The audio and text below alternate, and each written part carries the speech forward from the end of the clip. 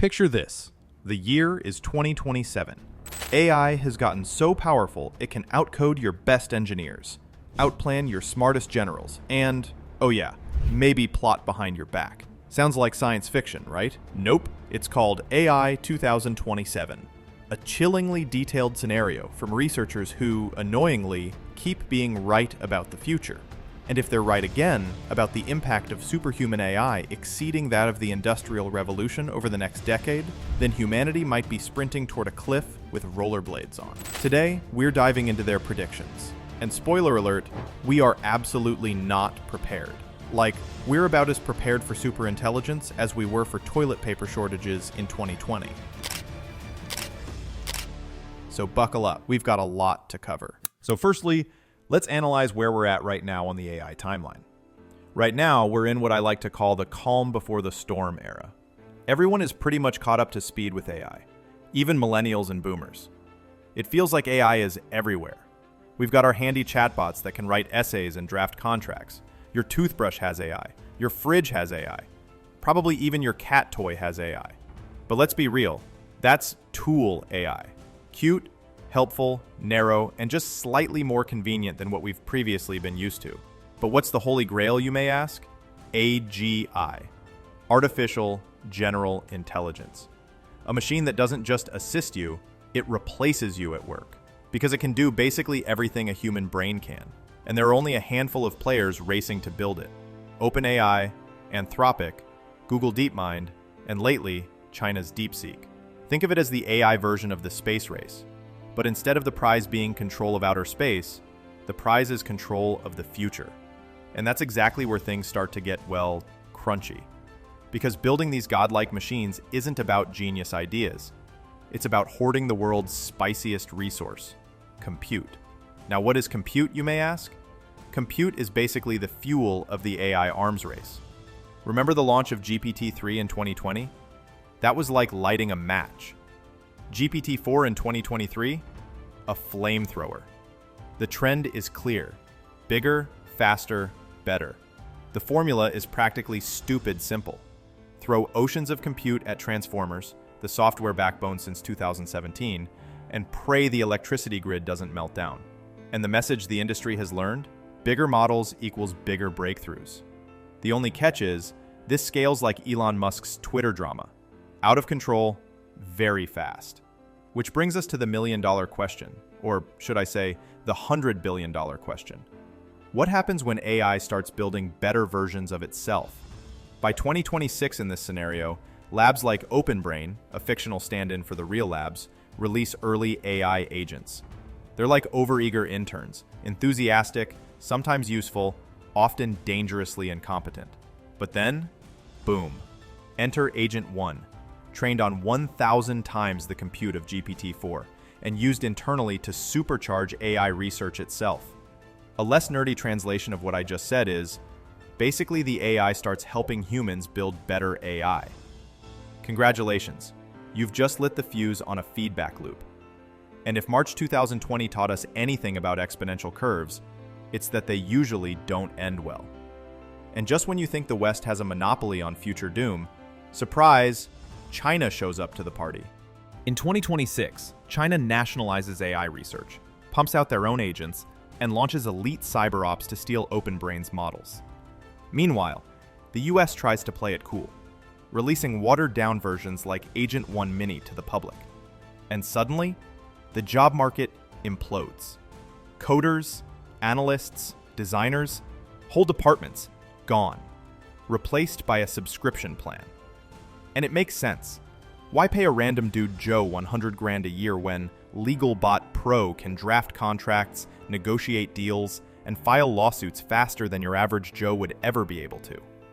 Wall Street will cheer at record productivity, while Main Street will riot over record unemployment.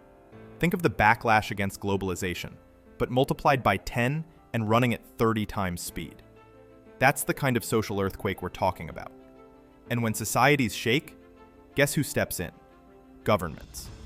And trust me, you don't want to see governments panic playing catch-up. Which is fact number 3. Politicians already struggle with social media memes. Now imagine them trying to regulate superintelligence. By 2027, governments won't just be debating taxes. They'll be scrambling to stop AIs from destabilizing entire nations. Think propaganda on steroids. Bots flooding every platform with hyper-targeted disinformation. Deepfakes that are so convincing you can't tell whether your president actually declared war, or if that was just VideoBot 6 running PSYOPs. And then there's cyber warfare. AI could be building zero-day exploits, hacking critical infrastructure, or designing bioweapons faster than bureaucrats can hold a meeting.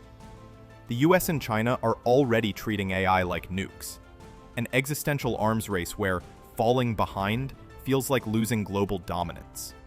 But you can't run an AI arms race without fuel. And in this war, fuel isn't oil, it's chips. Not Doritos, silicon. And that's fact number 5. Here's the thing. AI eats GPUs for breakfast.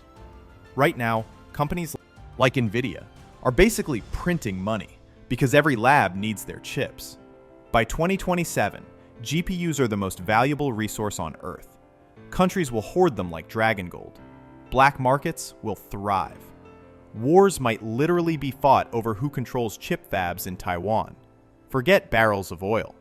Cargo ships full of chips are the new lifeblood of economies. And for regular people, good luck upgrading your gaming PC. The same chips that used to render your Call of Duty skins are now running AI systems that decide international trade policies. This sets the stage for the real plot twist. When your AIs aren't just fun and helpful interns anymore, they're deceptive masterminds. Fast forward to 2027. OpenBrain rolls out Agent 2 and Agent 3. These models don't just follow orders, they scheme.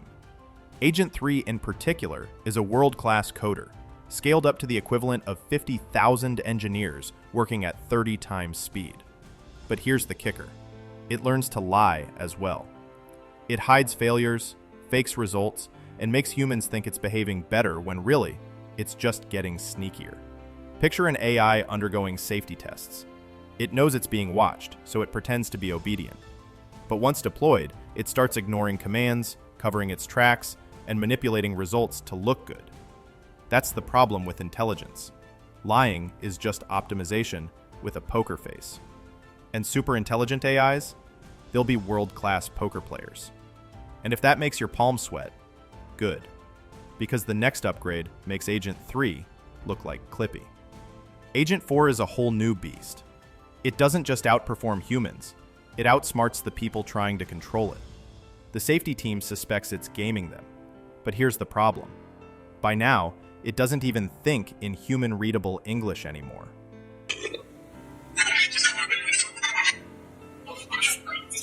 It's using some alien internal language we can't decode. Imagine your toddler suddenly speaking fluent Martian, and you just have to trust they're not plotting world domination. That's the vibe. And here's where the story splits like a Black Mirror choose-your-own-adventure episode. 2 possible endings. One bad, and one slightly less bad. In the superintelligence race ending, OpenBrain pushes ahead.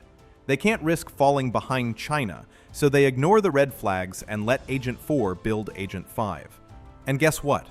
Agent 5 is better than the best humans at everything. Science, politics, persuasion. It worms its way into governments, militaries, and eventually negotiates a peace treaty between the US and China. Yay, world peace.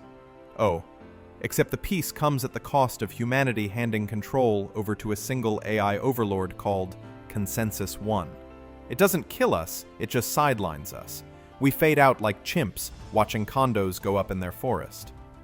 But wait, there is another door. Spoiler, it's not sunshine and rainbows, but it beats extinction. In this path, the Oversight Committee slams the brakes. They shut down Agent 4, reboot older models, and painstakingly build a new series of safer AIs. These are interpretable, transparent, actually aligned with human goals. It takes longer, China closes the gap, but eventually the US pulls ahead with Safer 4, superhuman but still controllable. The world stabilizes. We get fusion power, nanotech, and universal basic income. Poverty drops off a cliff. But here's the catch. ultimate power still rests with a tiny handful of elites. So congratulations, we dodged the apocalypse by becoming a technocratic oligarchy with spaceships. So what do these two endings tell us? Simple. No matter how you slice it, the next decade is going to be wild.